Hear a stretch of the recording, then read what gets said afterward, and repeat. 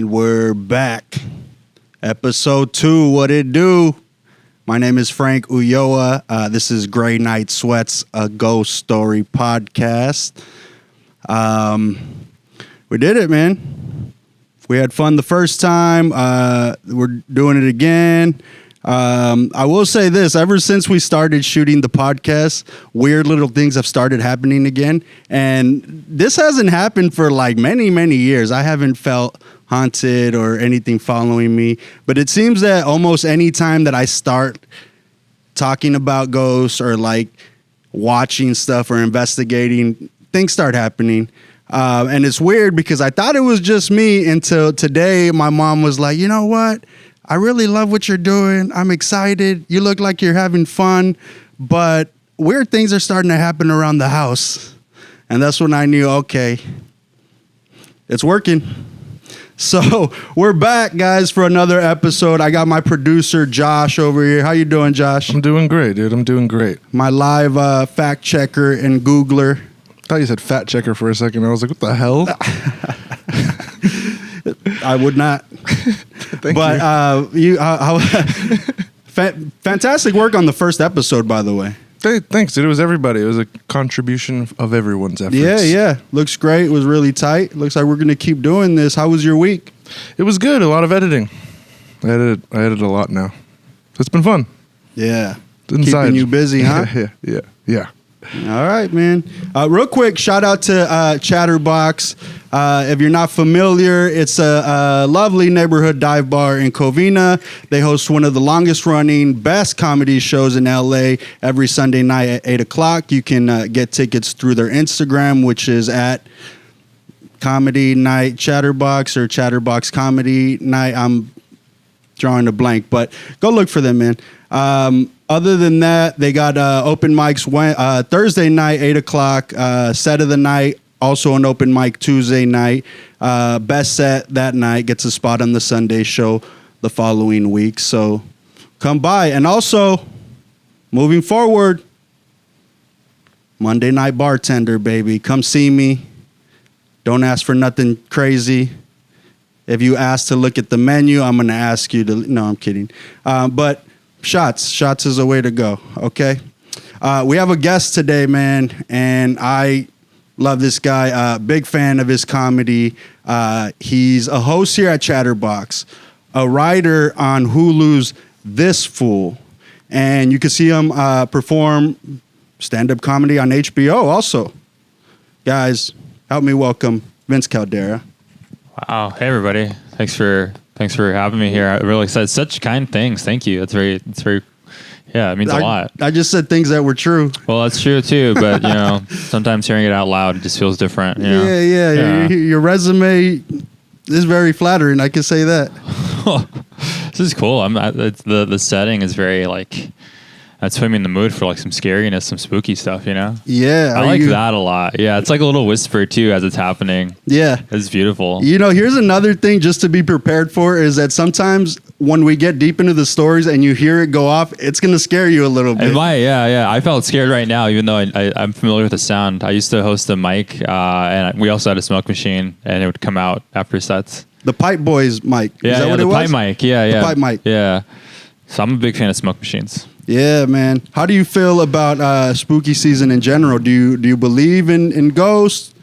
Yeah, I feel like I want to believe in ghosts. I feel like I'm someone that's always trying to have some kind of confirmation of faith or something, So I want to see a ghost just so I can feel like there might be something after all of this, Yeah. My grandparents are very religious and superstitious, so the way they talk always makes me kind of curious about ghosts and spirits and afterlife. So I always feel like I'm seeking it all the time. So do they believe in ghosts and paranormal, or are they just more towards the spiritual, religious side? I think it's a mix of both. They'll be like, oh, that place is haunted. That place has ghosts, or I saw a ghost, and that sort of thing.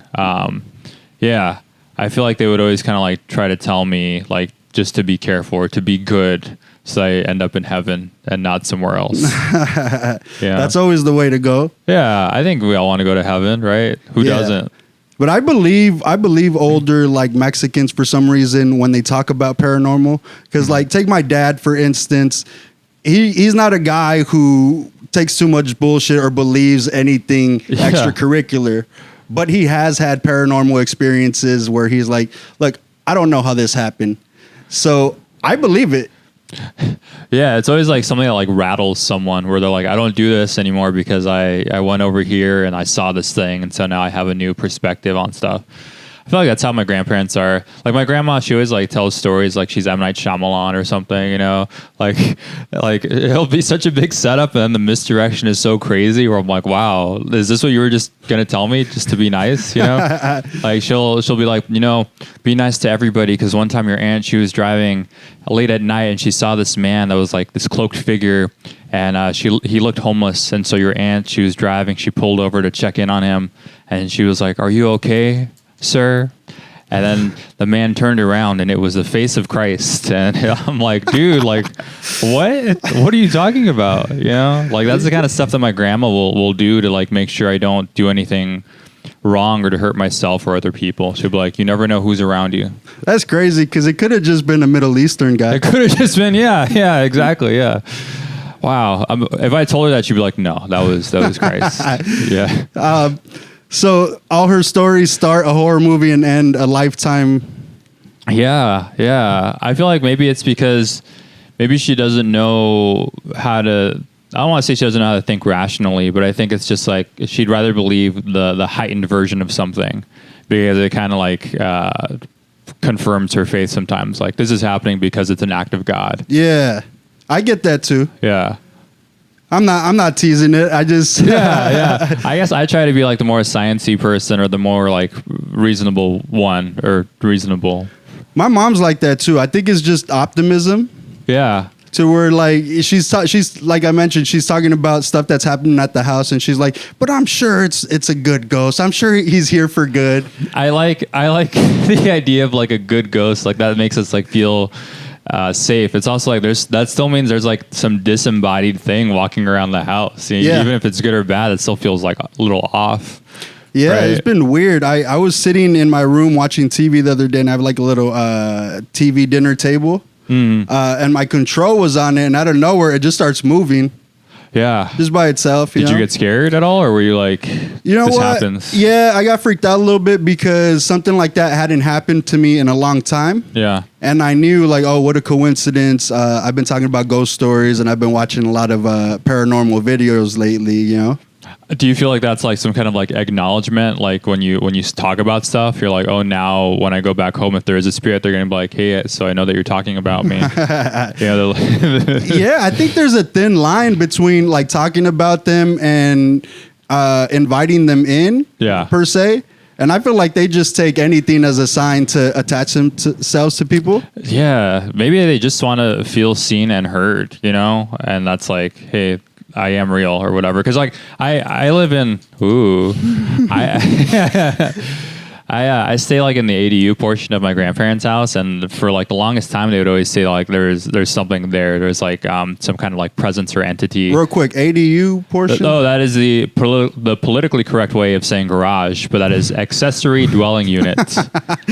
I live in the ADU part of my grandparents' house. Yeah.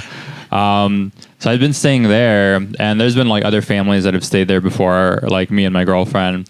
There's like this woman that used to stay there before, and she had shared with my grandparents that there was like a painting in the back, right? It was like some weird painting that was gifted to her, and her son at the time kept complaining about this painting and saying that like they were seeing the figure from the painting in the house. And so I got to like one evening where like the figure from the painting was in the house, 3D walking around. Yeah, so like imagine you see a picture of a woman in this 3D painting, but actually seeing the woman walking around the house. Yeah. Is what they were getting at. And so her child was seeing this figure walking around, and it got to a point where he was just yelling and saying like that, pointing to the thing like that is here. And the mom couldn't see it. And so she just had to like trust her son that it was happening. It was walking around. Then they got rid of the painting, and then it stopped. But I think that's just so crazy how something can attach themselves to an object like that. Mm-hmm. That's terrifying too. Like imagine you have like a really good painting and then now that thing is walking around. Yeah. Yeah. I mean, you got your money's worth, I say. Yeah, that's a pretty good fine. $5 for the painting that can like just come to life. Yeah. That's pretty cool. I'm not a big art guy, but I get that. Yeah, wow. The art has more value that way. Yeah. Imagine if the Mona Lisa could walk around your house. Yeah. Man. She looks like a bit of a fun sucker. I don't know. She does look like she has like the kind of vibe of like I didn't order this. You know? Yeah, she does. Yeah. Send it back, please. Yeah. I get that from her. But having been there, I've had like my own share of experiences, I think, you know. In the vein of what you were saying, there's been stuff that has moved in front of me, you know, like a bottle cap that's like flipped right in front of me and in front of my girlfriend, and we like kind of don't want to acknowledge it, but you have to, sure, right? So we'll just walk away. I also feel like I have too many real life things to worry about, or I'm like I don't want this to be added to the slate of stuff. I gotta pay bills. I gotta do this. And now this ghost wants my attention. You know? Yeah. Feels like a lot. There was a moment where I was like, I love to clean. Cleaning, I think, gives me some kind of like peace of mind. And I was cleaning, and I was wearing like this short sleeve shirt, and I felt like this like kind of like a burn for like a second, and then I dismissed it. I was like, all right, that's maybe I'm just feeling weird. And then I felt it again. And I looked at my arm, and I had these 3 scratches down my arm, like very deep scratches on me, like 3. Right. And then I went to my girlfriend just so I could be like, hey, like, I just want you to know right now, I got these 3 scratches on my body. I'm showing you right now that this is happening. I want her thinking like, who's this fucking gargoyle you're talking to? You know? So I showed her, and she's like, that's crazy. Like they were fresh scratches. Like this thing was like hurting me. And it never happened again after that. But I've never felt anything like that. It felt scary. That's what I don't understand. Like, what is the border? What is the limit of what spirits or like paranormal entities could do? Because you would assume like, well, even if they do exist, they can't hurt me. But sometimes stuff like that does happen. Yeah, it does happen. And it's like, well, now you're not a good spirit, right? This is maybe something that's like more malevolent or whatever. I didn't ask for any help afterwards, so I probably should have, but when I told my grandma, she's like, just pray and do this. And I feel like grandmas always know exactly what to do, you know? And it's like, how do you have this information? Let me tell you this, Mexican grandmas got the remedy for everything. For everything. And it's like, you've lived such a life. Yeah. My grandpa, when he was still alive, he would always get 3 gallons of holy water from the church just to have on deck. He'd just have that. I'm also like, wow, what have we faced? But and how does he use it? Or he would just like maybe throw it on the house, throw it on things that he felt needed cleansing. Yeah, which is kind of funny, you know. He went the Costco route with the holy water. Yeah, he went the Costco route with it. Yeah, it was very farm to table for the water. You know, get the water, go to the priest, and then you know where all this is coming from. Yeah. You know, my grandma has told me like about experiences that I've had without me even knowing, if that makes sense. Like when I was a child, this is like before I could remember things. Mm-hmm. Like when you were a little kid, you went into the backyard and we couldn't find you. I'm like, all right, great. I already know that you weren't doing the best that you could to take care of me. I was just wandering around. You went to the backyard and you were near like the chili plants and stuff, like the peppers. And we had called out to you, and you said, "I'm okay, I'm fine. I'm with my grandpa." And they were like, "What?" Because our grandfather was inside with my grandma, and apparently what had happened was I was in the back, and I had seen the apparition of my great grandfather, and he was taking care of me and telling me not to touch those things so I wouldn't get hurt, you know. And yeah, I think I don't know. I think that there are good spirits and bad spirits, you know. But I'm like, who is the guy that scratched me now, you know? Yeah. This is in the same household, you know, years later. Speaking of backyard, so I remember growing up, I used to live in Whittier. Mm-hmm. And let's say this, every house almost that I've ever lived in growing up to now has almost seemed haunted. Yeah. So I don't know if they attach themselves to places or people, or am I bringing I don't know, you know? Yeah, are you haunted? Yeah, man. Isn't that crazy? Yeah, right? I think we just made a revelation here. So this house that I grew up in, notoriously everybody that lived there, all my relatives, and some of them don't even believe in this shit, experienced stuff. Yeah. So I remember vividly, you're talking about backyards. One time, me and my brother-in-law went to the backyard just, I don't know, to go play or grab a bike or ball or whatever. Yeah. And there's just a man walking around in our backyard. Like a human man or like a no, like a human ghost man. Yeah. Yeah. Oh, well, that's what's weird about it is that he was just wandering back there, and we both seen him, and he seemed, real life, and we're like, you need something or what? Like, we didn't know if he was there to rob the place or how he even ended up back there. Yeah. But I don't remember how he exited the property. Yeah. So that's one thing. That's one of the early ones. My mom said that one time she was sleeping on the couch, and she woke up levitated off of the couch. I'm referencing Doctor Strange, how he does the astral projecting stuff. Like, was it like she saw herself from above, or no, she actually was picked up by something and levitating? Yeah, she woke up and she looked down, and it was the couch. It's not like she looked back and seen her body laying there. Yeah. She saw she was just above the couch. That's scary. And she said that I would always say that there was a lady crying in the restroom. Man, to that, I think that's also scary. I've always in movies and television, there's this idea that ghosts walk through walls and stuff like that. I forgot where I had heard this, but apparently that happens because the ghost is remembering the house as it was when they were alive. So maybe the bathroom was something else, or maybe someone was crying in the bathroom. I mean, as you do, Yeah, I mean, that's number one place to cry. Number two is car, Man, so many instances happened in that house, and I'll keep going on a couple more. Please. But they were all very vivid. And also, this is another thing that could have caused it, is that my grandma lived in the ADU. Yeah. I just are learned all that. ADUs in Los Angeles, will they all be haunted? Man, it could be. That I want to see a ghost hunter show where they don't go to the house, they go to the ADU. Yeah. Yeah. But it is so fascinating that seems to be a place that has the most activity, I guess. Yeah. No, I do agree. Is there anything like that a ghost does that you find particularly scary? For me, you said crying. I feel like when a ghost is crying, that seems very scary to me.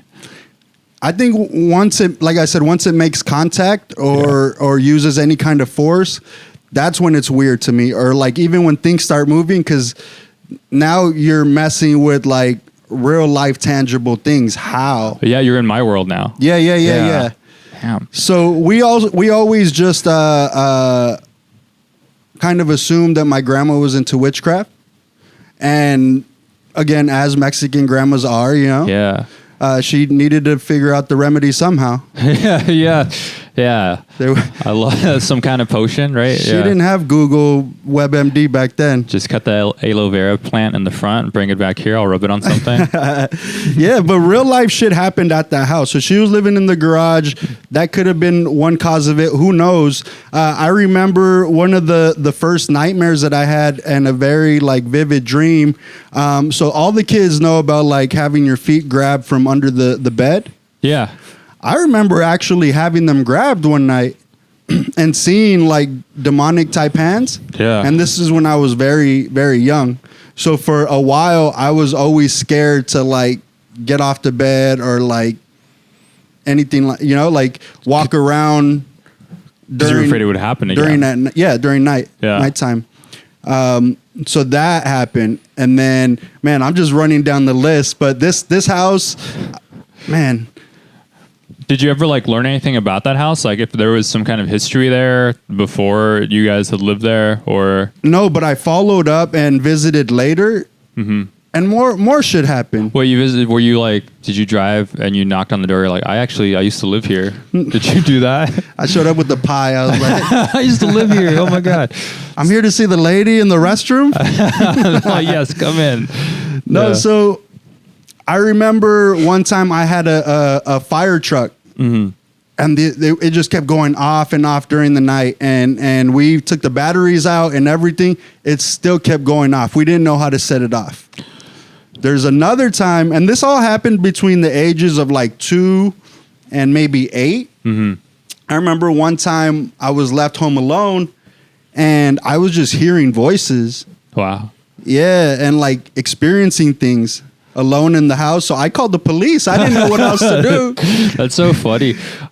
Well, not funny that you were scared, but like, yeah, you don't know what else to do. It's hilarious because this is how the phone call went. I called 911. Yeah. I said, look, I know you guys probably can't help me, but if you guys have the phone number to the Ghostbusters or someone that works in that department, Yeah. I'm hearing shit. So obviously they sent a patrol car over and just seen that I was home alone. Yeah. So when my grandma got home, she was pissed. For sure. Yeah, because you left a kid by themselves. Yeah. You know, I feel like there should be some allocation of funds for a paranormal division in the police department. I feel like that would be, I'd feel better about that.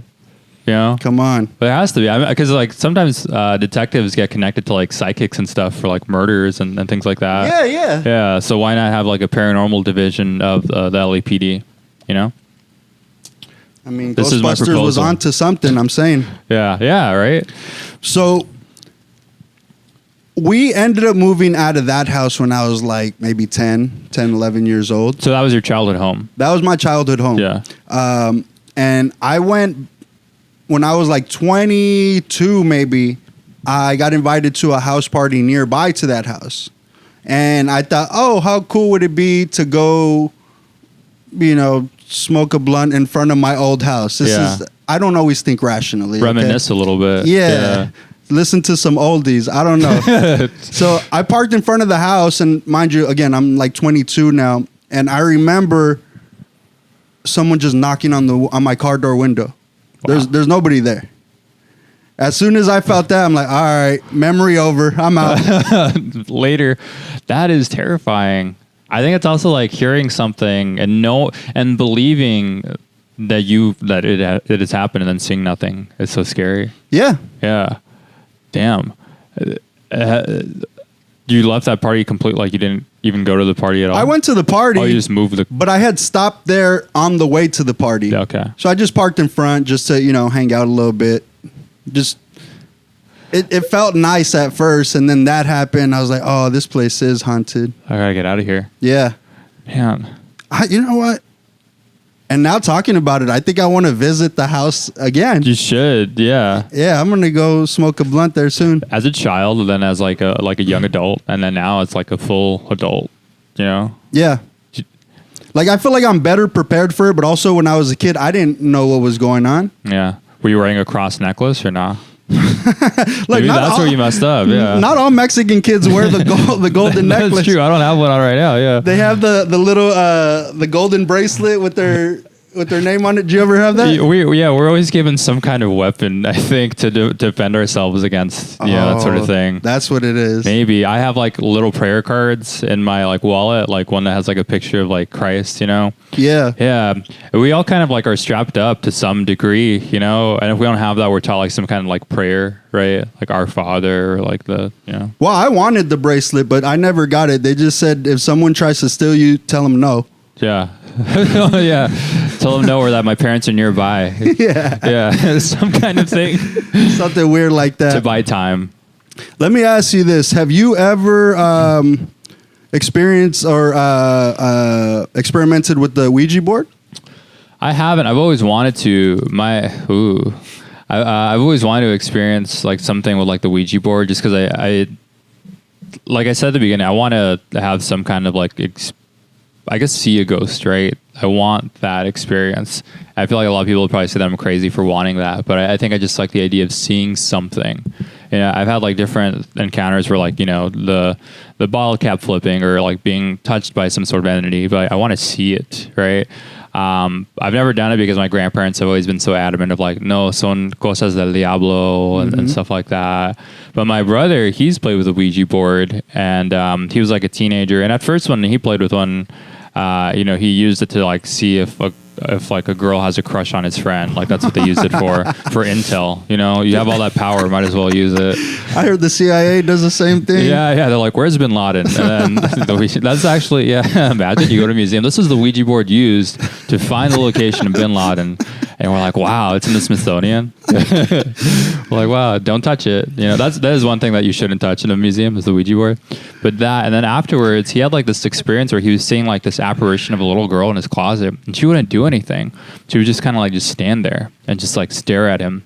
So like he'd open it and you just see like this little girl. Sometimes she'd be like crouched down or like sitting, and for like the longest time he would just see her, and then out of nowhere she just went away, just disappeared. She grew up. She grew up. Yeah. She went off to college. She went off to college. Yeah, that's so. Yeah, imagine ghosts also get to do what we do. But I always thought that was. I feel like there's also something scary about like a ghost that is there but doesn't say anything or do anything. I feel like just the presence can be scary too. There is this thing that I'll admit here is sometimes I like to go to cemeteries just to go there. I feel like there's like something like there's something peaceful about it. I particularly go to ones where I have family buried just so I can also like, you know, two birds, one stone. Yeah, you know? yeah, you have backup. I have backup. Yeah, I'm like, hey, my family's right there, dude. Do something crazy. I'm challenging them. Do something right now. I do like that cholo whistle where I just summon the spirits of like my family. But yeah, I go to Forest Lawn over in Glendale because it also has a museum. So that's like the third thing I can do. I can visit family. I can just walk around or go check out some exhibit. What percentage of your time there do you spend visiting family opposed to like just wandering around? 90% of the time, if I visit there, it's for the museum. 10%, well, 5% would probably be like just because I feel reflective and I'm like, oh, wow, this is going to happen to everybody, you know. And 5% is like, oh, I got to see my aunt.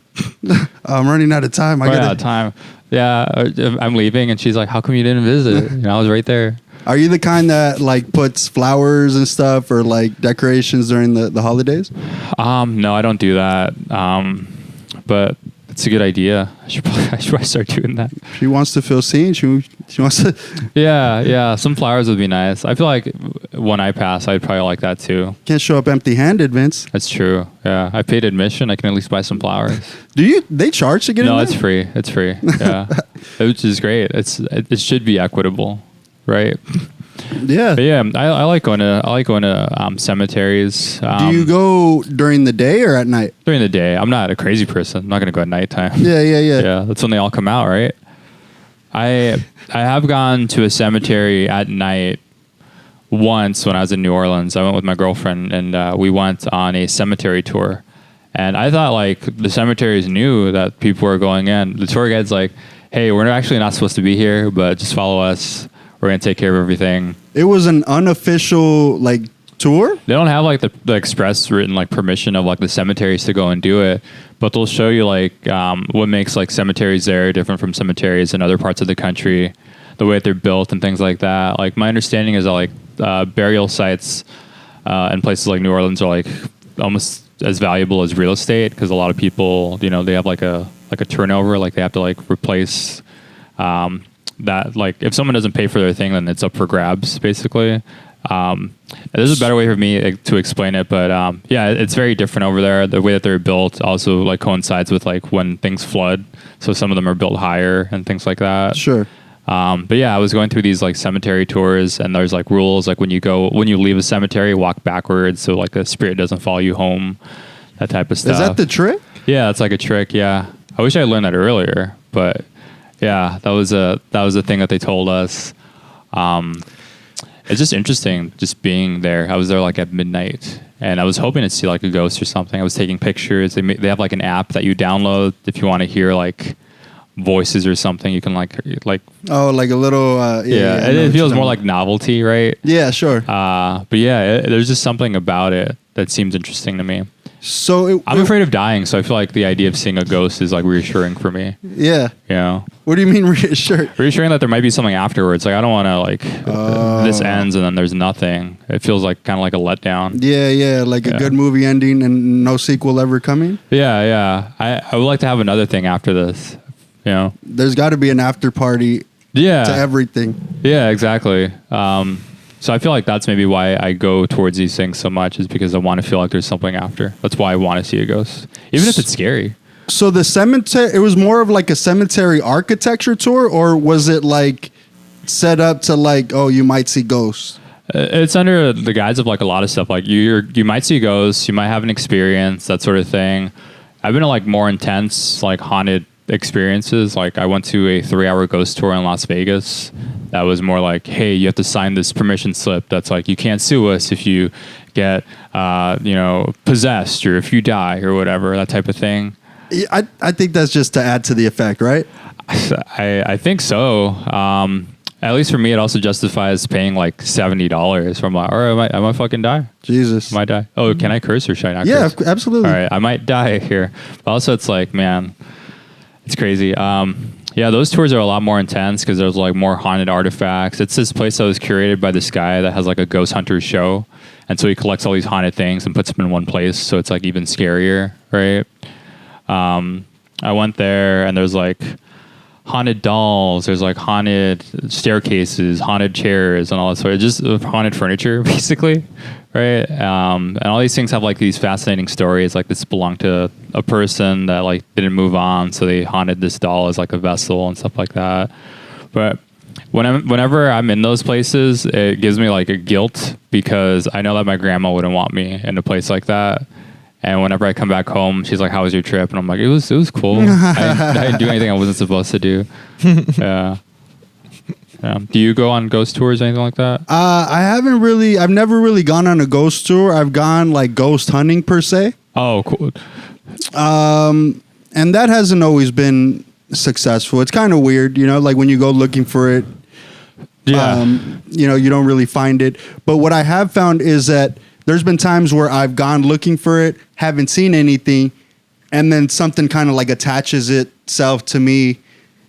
I don't know, I guess on the way home. Yeah.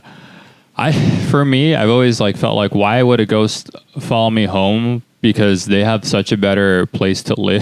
They like live in this big manor. They're gonna come back to an ADU This in is LA. free range, baby. Why do you want to come home and be my pet? Yeah, exactly. You're gonna be so underwhelmed. We don't eat good at my house, Ghost. yeah. You guys have like all these things moving around. I feel like with those ghost tours, it's I like how much history is attached to that place and like learning about the people that used to live there. For me, I think the scariest part about being a ghost is this like insinuation that your life is kind of like incomplete, because there's always this like talk about like a ghost is here because they have unfinished business. And I feel like that's something that will never have closure because you're always wandering around, and you're never going to be able to live that life that you once lived. You're just going to keep wandering around forever. I feel like it's weird. I feel like I empathize with them where I'm like, oh, I wish you could just figure it out. You know what I could compare it to? Yeah. It's like being a ghost and like trying to cross over but not being able to. It's like when you're little and your older sibling gives you the Nintendo control but doesn't like plug it in. Yeah. So you're like, You're playing the game but you can't finish it. Yeah. How? Yeah. Man.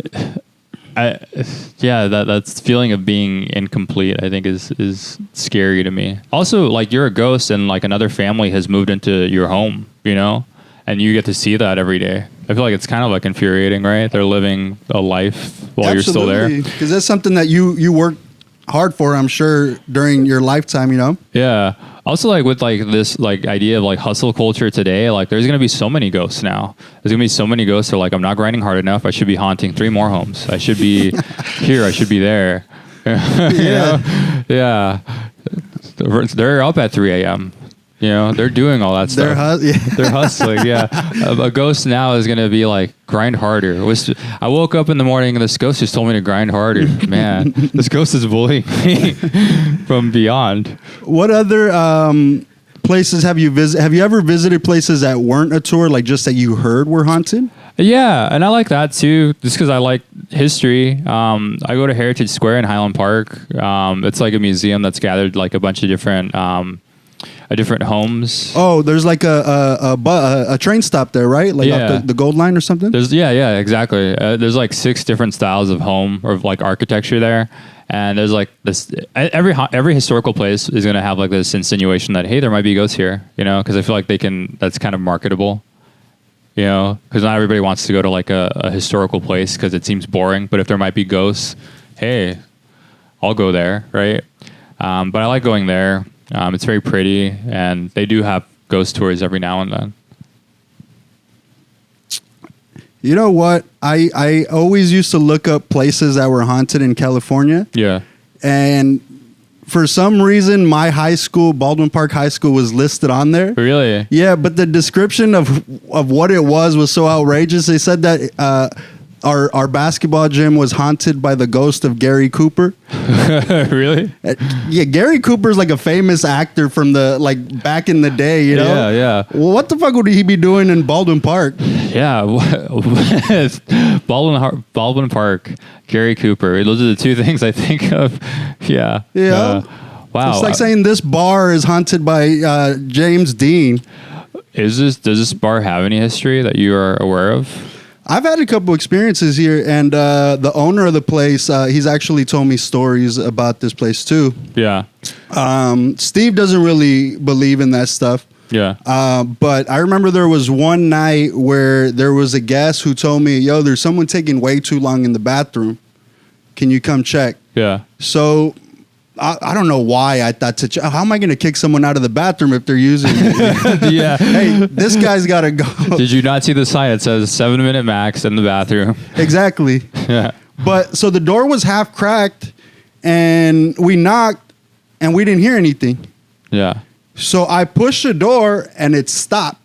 And it stopped like if there was someone on the other end that got hit by the door. And this person even goes, oh, or like made a noise like they Wow. got hit by the door. Yeah. So me and the guy look at each other like, oh shit, we thought there was no one in there. So we opened the door all the way and there really wasn't anybody in there. I feel like, I don't know, like to be the ghost that's always in the bathroom, I think is interesting to be known as that, you know? Yeah. Yeah, but also like by the ghost reacting to owl, like you have you hurt a ghost. How do you feel about that? Maybe you have power. Oh, I never thought that it. you don't even know that No, you have I crossed that fourth wall, you know? Yeah, now they're tripping. They're like, oh my God, dude, have you guys seen Frank? He could see us? He could see us? Yeah. How would you feel if you did have the ability to see ghosts? Do you feel like you would like that, or do you feel like that'd be some sort of like punishment? Like, I would feel overwhelmed, just like you said. Like, I got too much shit to do during the week. If I had this extra thing to deal with, or like that I couldn't escape, yeah, to put in better words, I'd probably go crazy. Yeah, right. Because it's also like, why did I get chosen to do this? Right. Yeah. Yeah. Maybe you could monetize it somehow, where you go somewhere. You're like a ghost person, but you just tell them where all the things are hiding. You don't like resolve anything. You're just like, he's right there, right there, right there. I'm out. Let's be totally vague about it. Yeah.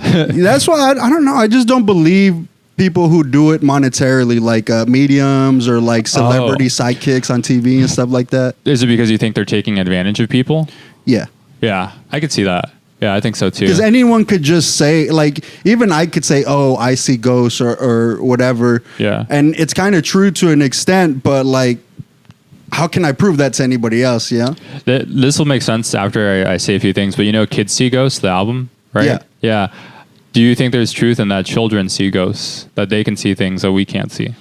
Yeah. I think that I've seen a lot more things when I was a kid. Yeah. Than now. And I think even they just have like a heightened awareness to where like kids just have a sense of like who good people are and not. Like that's why they cry when you put them in certain people's hands, you know? Oh, I never thought of that. Yeah, I think they have like some ability to like. And then as an adult, you see that and you're like, yeah, that's my aunt. She steals money, you know? Yeah, but we don't talk about it.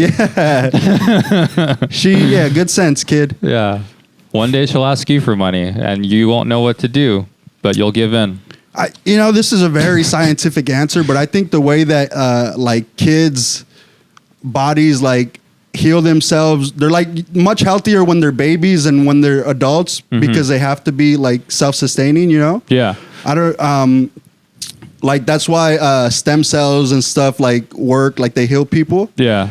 So I just think that again, as they are heightened physically or internally, there's also got to be some like mental aspect to it. Oh, I like that too. I think I think that would give them the ability to see things that we probably don't see. And also, I feel like, we as adults too, we're like, no, that can't be real, or no, the idea of a ghost, that's not real, or whatever. You have to think more rationally. I feel like they don't have that. Like, they don't have like a sensor or a blocker telling them like, oh no, this can't be real, but they see things as they are. Yeah. So it's more likely for them to see a ghost. Yeah. Yeah. Also, your senses are like at their peak when you're born, and they just get worse over your life. Yeah. Well, like your taste buds are the strongest they'll ever be when you're born, and they get worse as you get older. So that same thing with your eyes and everything. Yeah. That's why I have glasses. That's why you got glasses. That's why I have glasses. Right. Oh, so like similar to what I said, right? Like, yeah, like a kid, their senses are as strong as they're going to be when they're a child. Got it. Yeah. And I think that dogs are very similar. I need to talk to my dogs because I've gone through all those things on the ADU. Did you say I need to talk to my dog? I need to talk to them because like part of the reason why I also have dogs is like I'm like they have some kind of superpower. They can shield me from spirits. Not one of them was like, hey, be careful. Not one of them like gave a whimper or a bark or like a questionable growl, anything. Been facing it all myself, man. Isn't it crazy how like Mexicans, we have the most cowardly dogs? Yeah. We really do. And we also choose the wimpiest dogs. Yeah. Like, what's this Chihuahua gonna do, really, We're such tough people, but we choose, like, the weakest things to, like, Like, they need more XP, We just need someone to alert us, but we don't get the dog that's actually gonna do something about it, yeah? They warn us about the wrong stuff. Yeah. They warn us about stuff that's already coming, or like, all right, I know the mailman is coming. I see him, that sort of thing. Yeah. Yeah, I feel like I would like something that gives me more reassurance. But I also like, this is a thing that I haven't shared. I don't have a lot of mirrors in my house. I have probably like maybe 1 or 2 mirrors in my house. I don't like mirrors because often they're like said to be like portals or gateways for like spirits and stuff like that. And I've taken a lot of them out because I don't like having them. Portals, like that's where like they like pass through and stuff like that. Okay. Yeah. I have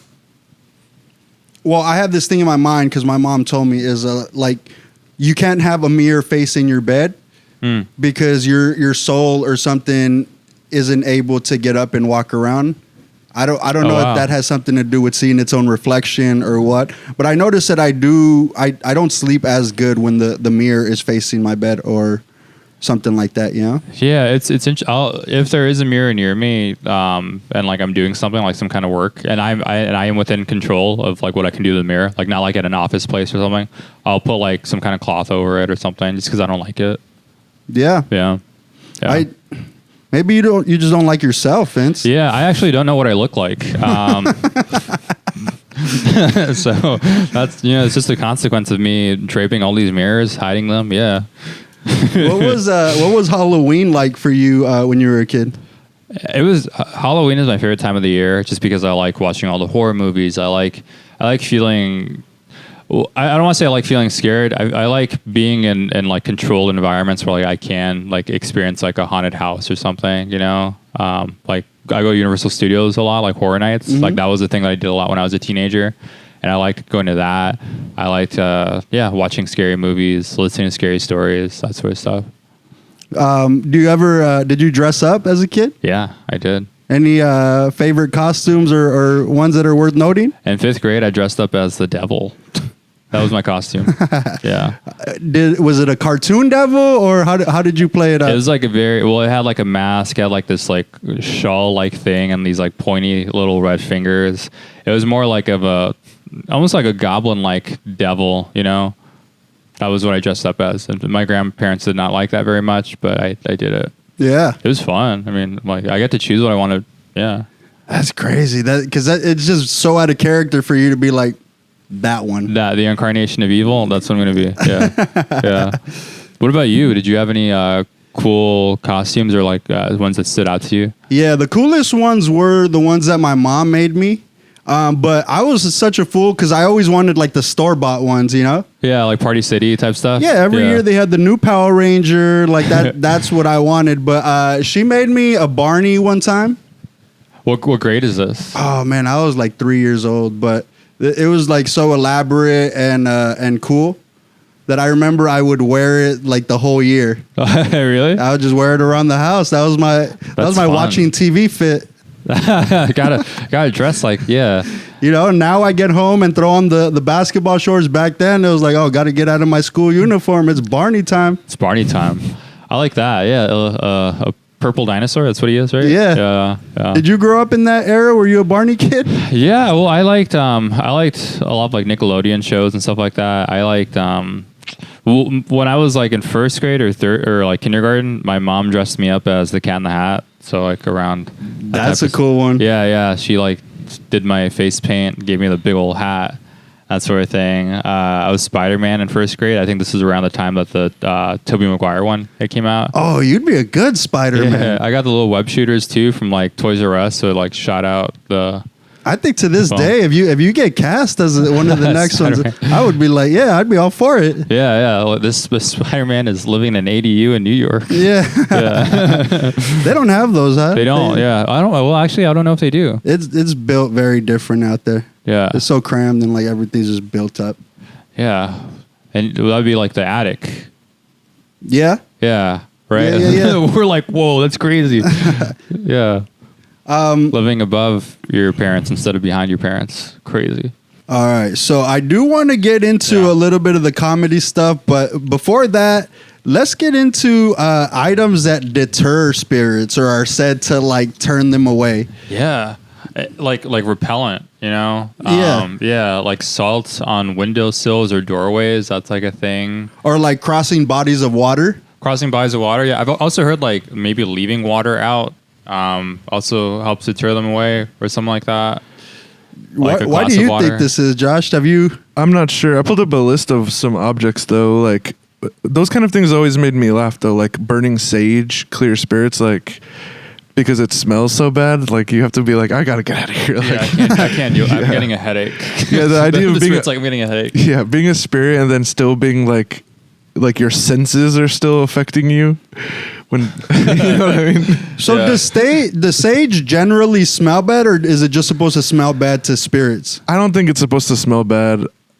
I think people overdo it. Yeah. Yeah. But I don't think it smells bad to spirits. It's probably it's an indigenous traditional cleansing practice. Okay. Yeah. Yeah. I can understand white people go seeing salt and being deterred, like, oh no, seasoning, can't do that. Can't do it. Yeah. Yeah. Let's also, get out of here. Some hate garlic too, right? Oh, there you go. Yeah. Vampires. Vampires. Yeah. All these little like rules and stuff, like crucifixes and stuff like that, like them, you know. Yeah, like wood's fine, but if you shape it a certain way, if it's in a certain shape, then they're like, I gotta get out of here. Yeah. I also heard like a horseshoe over your doorway is also helpful. Yeah, that's one. I think that one specifically helps keep the devil out of your house. Like having a horseshoe, like in the. There's like an old tale about it. I like the stories about the devil because most of the time, like people are like, oh, I gotta confront this guy or I gotta like beat him up or whatever. But it's just like outsmarting him. I think in a lot of these stories. Yeah. Like there's this guy that was being like tormented by him, and I forgot what exactly he did to get the devil in this position, but he was able to like nail a horseshoe to his hoof. And from then on, the devil was like, any house that has a horseshoe over it, I will never go into, that type of thing. And that's like an old tale or something? Like an old tale type of thing, yeah. Who was it, Zelda? I don't know. This guy, he's doing such great work, making him not go into places now. Van Helsing, yeah. They had that movie came out like in 2004, right, or something like that? Yeah. I never saw it, but I like the idea of someone that's just like hunting all these things, yeah. Yeah. To be honest, I think that fool was lying. I don't think he's capping. Yeah, that's like the uncle who says, "Oh yeah, one time I went to a bar and I got in a fight with this fool that was 6'8". That is so funny. Go ask him how I left him. Yeah, I fought a gang of demons the other day, man. There's too many. Oh really? You beat the boss of all bosses? You fought Beelzebub? Okay. That story is called The Legend of Saint Dunstan. It's a blacksmith. The devil disguised himself and asked Dunstan to shoe his hooves. Realizing that it was the devil, Dunstan nailed the horseshoe painfully to the devil's hoof, and the devil begged for mercy, and Dunstan only agreed to remove it if the devil promised to never enter a house with a horseshoe above its door. Yeah. Oh, and in the vein of that, that vampires can't come into your house unless they're invited in, right? That's like another thing. Yeah. Well, here's my question: why are we praising God and not Dunstan? Yeah. Right. You're like, whoa, I can't. I walk away. I'm like, that's too far. Yeah. That is too far. But yeah. It's like, but like the devil's like he can't get this horseshoe off of his foot. I like that he's very like Swiper the Fox, so he's like, oh man, you guys got me. I'm gonna dip. I can't remember what comic said it, but there was a comedian who was like, the devil hates reminders. And it's like if you show evil spirit symbols, they're like they hate symbolism. Reminders? Yeah, like you just got to remind him God exists, or just like say Jesus, and then he like fucking freaks out. Bringing up the past. Hey, devil, remember when they used to bully you in middle school? He's like, all right, we good. You got me. You got me. Yo, let's talk about comedy a little bit though. So you're somebody that's a peer of ours and around regularly. Yeah. Very accessible, but you're also one of our friends in the community that gets cool opportunity after cool opportunity, and we love it. We're all always like cheering for you. Thank you. To this day, is there a moment in comedy that sticks out to you where the feeling was surreal, where you almost told yourself like, I'm not supposed to be here right now? I think there's been really like a lot of moments where I've felt very appreciated in comedy, but I feel like that feeling of not supposed to be here has kind of gone away. But because a lot of the people I'm thankful I've been around a lot of people I admire in comedy in the sense of like they're the people that kind of like inspire me to do it. But a lot of those folks have told me that I should feel like I belong, and I feel like those words have been really encouraging. I feel like one of my favorite moments in comedy is when I was getting ready to record a special, and I was trying to practice like my hour of stuff. But I'll admit, like I don't have a large following. I don't have a big audience of people, and so I had a comic that I really admired tell me, "This is Maria Bamford." She's like, "You can run your hour at my house. I'll let you do an hour at my house." And that felt so nice because she's the reason I wanted to do stand-up. She's the reason why I wanted like to pursue this crazy thing. So hearing it from her to be like, you can do it at my house is so nice. She invited an audience of people. She got like 40 people in her house to watch me practice this thing. And she did it twice. And for me, that just felt like it meant the world to me. How'd you get in contact with her? A long time ago, when I first started comedy, I had like this scholarship that I got that was supposed to be for school, and I used it to buy like I think the model of the amp was a block rocker. It was like this portable amp that you could connect like a Bluetooth to. You could play music off of it, and you can connect a microphone. I used money meant for school to buy that, and I hosted an open mic in the back patio of Swark Coffee with my friend Lewis. And then we would host it, I think, every Tuesday, and for like almost like 3 to 5 months, no one would show up. We would put this mic there that no one would show up to. Maybe 1 or 2 people would arrive, and we'd be there for 2 hours. And there was a moment where Maria came, and she did the mic, and then she kept coming back. Then we ended up building like a relationship with her. I was maybe like 16 or 17 doing that mic. And yeah, I mean, I ended up getting on her radar from that, but I think it was just her like... Wait, you were doing comedy back then? Yeah, when I first started, I was 16. I started in 2012. And where would you go? Well, that was kind of like the problem too. Is like I wasn't really able to go to clubs or bars and that sort of thing. So I had to really tap into like the alternative scene of like backyards and living room shows and stuff like that. So even if I wasn't able to do as much comedy as I wanted to, I went to a lot of comedy shows and I met a lot of people through that scene. And then once I got to like college and became 21, all the bar stuff and all the like other stuff became more accessible. So I ended up being able to do it a lot more once I turned that age. Is there any material that you look back on when you were 16 and you cringe? Or how do you feel about the material that you did back then? Do you still do any of those bits? Yeah, actually, I revisit a lot of old bits from when I was younger, and now the life that the experience and stuff. I'll try to get those and I'll polish them up to try to do like a new version of them and present them again.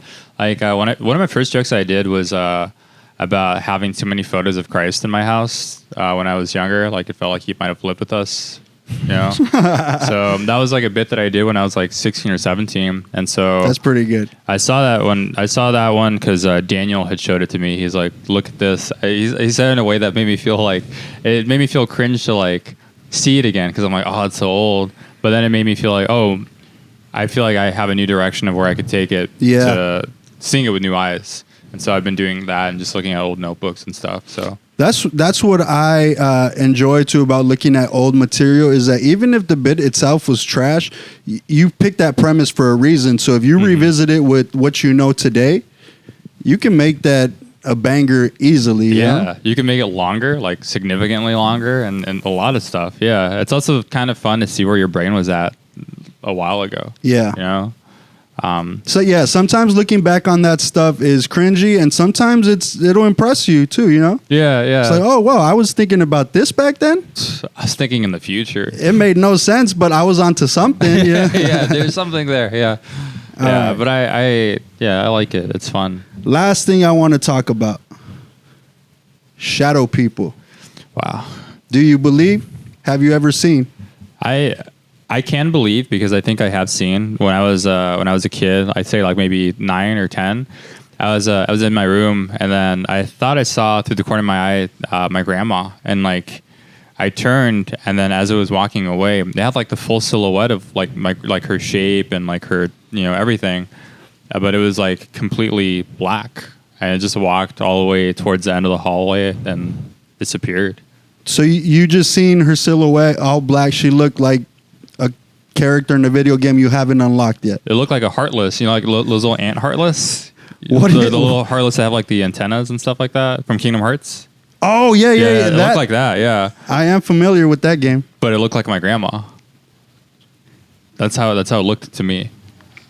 I have a couple experiences with shadow people myself, and that's probably the closest I've seen to like an apparition or something in physical form. Yeah. And there was one time where at my house in Baldwin Park, me, my mom, and my sister all seen it at the same time. We were down at the living room, and behind the couch is a stairs to go upstairs, whatever. So we were all watching TV, talking, and then something just walks behind the couch and goes upstairs. And it was a shadow figure. We all looked at each other like, did you guys see that? Yeah. And the weird thing about it is that, remember I told you that I feel like sometimes they attach themselves to people? Yeah. I feel like that entity was attached to me for a while. And let me tell you about the time where I finally shook it. Shook that feeling right now, like shook the shadow person. I got rid of the shadow person. Yeah. Okay. And this is some movie type shit where it crosses over both lines, So I remember one night, it was real late at night, maybe 3 a.m, and I was walking to 7-Eleven, get some Swishers, whatever, and I was walking down this Los Angeles street. It's one of the bigger streets there. And I remember just having this real uneasy feeling. Mm-hmm. Like if somebody was walking behind me, I heard footsteps. I'd look back, I wouldn't see anything. And I did that a couple times until I started feeling a tingly feeling that I only feel when I know that there's either a spirit present or I talked about sleep paralysis in the previous episode. Yeah. That's a feeling that I would feel before I would get sleep paralysis. So basically just goosebumps, hair raising, feeling like you're not alone in the room. Yeah. So I'm walking down this street and it just gets heavier and heavier and I feel it like on my back to where the only idea that I could come up with at the moment was to start running. And I ran as fast as I can. And at some point, I remember escaping the feeling and looking back, and I seen this shadow figure fall into a bush, and the bush made the noise like if something fell into it. So you outran the shadow. it's a weird way to like get rid of a spirit that's attached to you, That's, but that's so like it's so funny. Like do you think like the shadow people ever make fun of that guy? He has to go back to his world, and he's like tell him what happened on Tuesday. He's just like the laughing stock of all the shadow people. yeah, he's got to report to his mob boss, shadow person. He's telling his shadow wife like, honey, I'm sorry. I don't know We what have to happened, move." boss. He put the wheels on. The little shadow kid is like making fun of him. Yeah, man. But I mean, I'm glad that you shook that feeling, because I mean, man, it must feel scary to have like this idea that you know you're being watched and followed all the time. You Yeah. know, like you can't really live your life in a way because this thing's around you and it might affect other people. And I remember that period of my life, it was like a dark cloud was over me too. I was very out of character. I wasn't doing nothing evil or like, nothing like that. Yeah. But I do remember that being like a dark period of my life until that point. And I never really seen shadow figures again.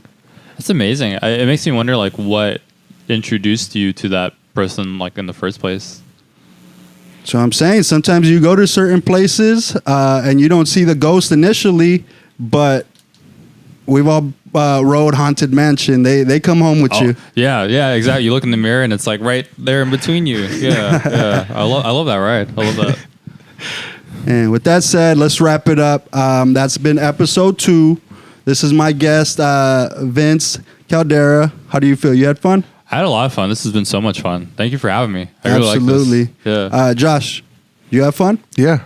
And I didn't know you can literally outrun your demons. Yeah, oh wow. Bro. Like I said, there's few times where like we're able to cross over into each other's world. And you broke his ankles Wait. and you crossed him over. Saint Frank. Because you talked about the other saint earlier. Oh, Yeah, yeah. Saint That's Frank. right. That's a saint? Well, Wow. the guy that got the devil out of his house. You outran a shadow person. yeah. And then I nailed his ass to the ground. You're gonna be on a prayer card soon. Yeah, you're probably a legend in the like afterlife. Like that's the guy that outran a You guys are shadow crazy. person. Santa Yo, Frank. let's get out of here, guys. This has been another episode of Gray Night Sweats. We're doing an episode every Friday. Tune in next Friday. We're gonna have another series of real ghost stories for you. Other than that, I've been Frank. You've been awesome. Thank you, guys. Crazy.